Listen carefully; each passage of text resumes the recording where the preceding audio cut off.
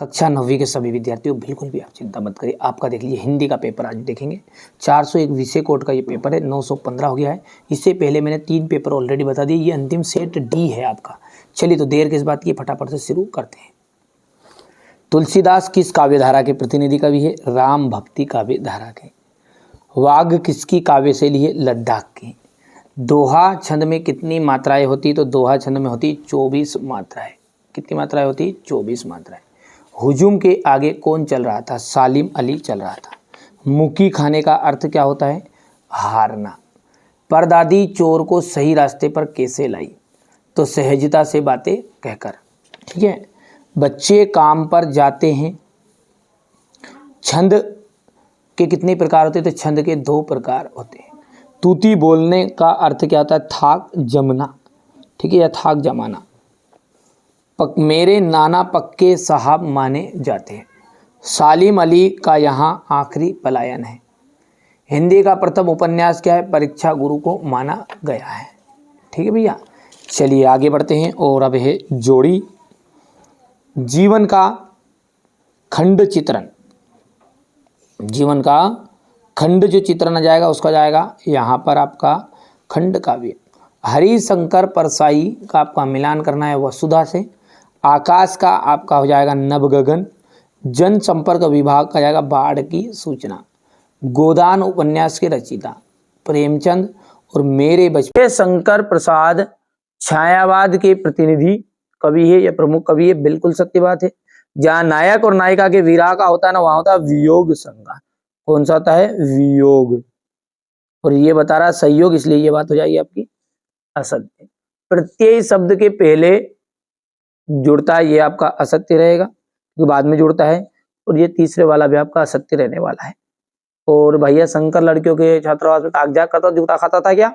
बिल्कुल सत्य बात है।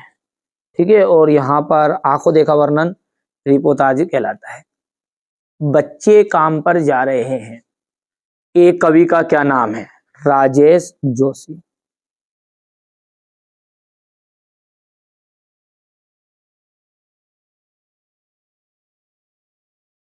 दोहा छंद में कितनी मात्राएं होती है? 24 मात्राएं। सालिम अली की पत्नी का नाम क्या था? तो तहमीन नाम था। क्या नाम था? तहमीन। रचना के आधार पर वाक्य कितने प्रकार के होते हैं? 3 प्रकार के होते हैं। रीढ़ की हड्डी एकांकी किस समस्या पर आधारित है? विवाह की समस्या पर।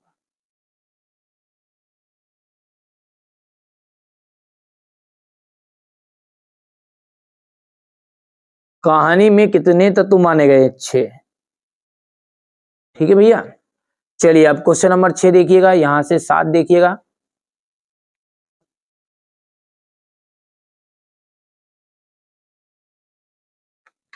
ठीक है, ये क्वेश्चन नंबर आपका 8 9 रहेगा इस तरह का। तो चलिए अब इसको अपन साइड में रख लेते हैं ना, सॉल्यूशन को देखते हैं। क्या मतलब इसको फालतू पेपर को आगे बताने से, है ना। चलिए तो ये सब कचरा हटाओ तो यहाँ सामने से पहले तो। ठीक है, ये देखिएगा यहाँ से सेट डी। छायावादी काव्य की 4 विशेषताएं। 2 विशेषताएं आएगी परीक्षा में तो, पर 4 लिख दी है। व्यक्तिगत की प्रधानता, प्रकृति चित्रण, सौंदर्यानुभूति। हो गया। इसके बाद में इसका अथवा है ये 2 प्रगतिवाद कवि और उनकी एक रचना का नाम लिखना है।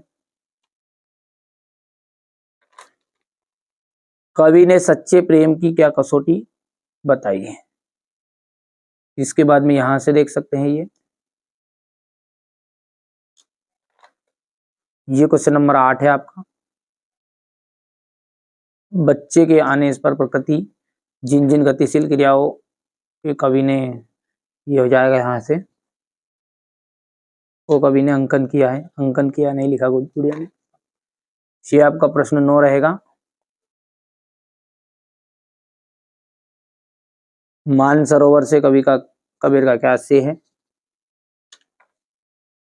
प्रबंध काव्य के भेद परिभाषा बतानी है। यहाँ से क्वेश्चन नंबर 10 हो गया। ये 10 का अथवा थोड़ा सा छोटा कर दूं ना, ताकि थोड़ा सा अपने को स्क्रीनशॉट लेना में तकलीफ नहीं आएगी। ठीक है। एक और अजगर लही लखी एक और मृगराय, बिकल बटोई बीच में परियो मूर्छा खाए।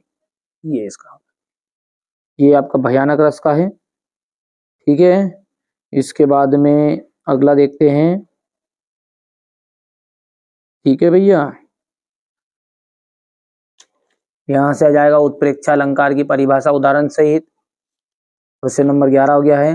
हास्य रस की परिभाषा लिखिए, उदाहरण सहित दीजिएगा।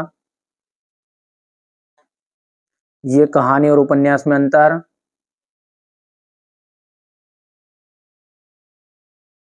हो गया। इसके बाद में आपका आ जाएगा श्याम चरण दुबे की भाषा शैली की विशेषताएं बतानी है। हरिशंकर परसाई की दो रचनाओं के नाम लिखिए। लेखक लड़कों के मार्ग पे अपने साथियों को किस प्रकार पिछड़ गया।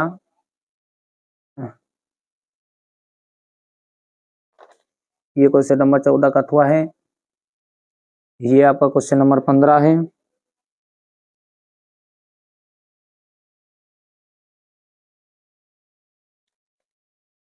ये क्वेश्चन नंबर 15 का अथवा। 16वां देख लीजिए, निपात शब्द क्या से उदाहरण से ही समझाइएगा। तो ये उदाहरण भी दे लीजिए। राम भी आया है, भी यहाँ पर निपात शब्द है।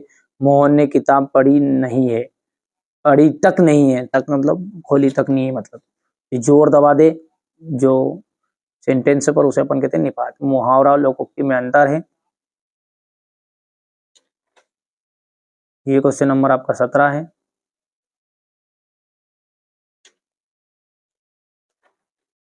लेखिका की दादी घर के माहौल पर शब्द चित्र अंकित कीजिए। हो गया इतना।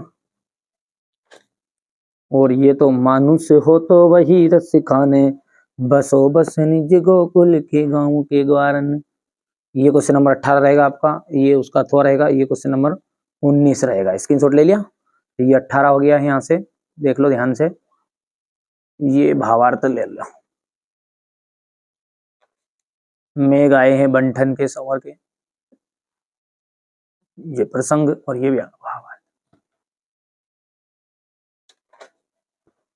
ये क्वेश्चन नंबर 19 संदर्भ हो भी प्रसंग हो गया। ये व्याख्या जिसे अपन भावार्थ कहते हैं। क्वेश्चन नंबर 19 का अथवा।